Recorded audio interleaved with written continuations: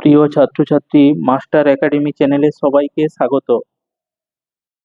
একাদশ শ্রেণীর first semester পরীক্ষায় মহাভারতের অনুবাদ অধ্যায়ের গুরুত্বপূর্ণ প্রশ্নগুলি হল: ১ নম্বর প্রশ্ন, বাংলায় প্রথম মহাভারত অনুবাদ করেন?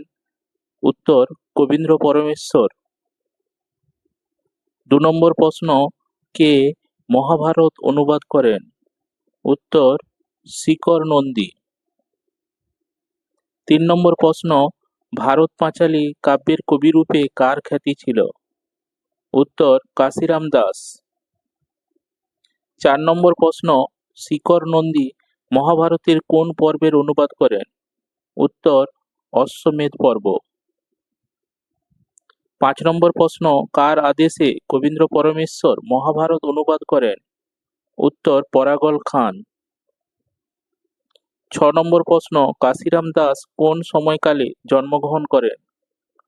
উত্তর, সপ্তদশ শতাব্দীতে। ৭ নম্বর প্রশ্ন, কাশিরাম দাস মহাভারতের কয়টি পর্ব অনুবাদ করেছিলেন? উত্তর, ৪টি পর্ব। ৮ নম্বর প্রশ্ন, কাশিরাম দাসের পৈতৃক নিবাস ছিল? উত্তর, বর্ধমান জেলার সিঙ্গি গ্রামে। তোমাদের এই প্রশ্ন উত্তরগুলি যদি ভালো লাগে চ্যানেলটি অবশ্যই সাবস্ক্রাইব করবেন।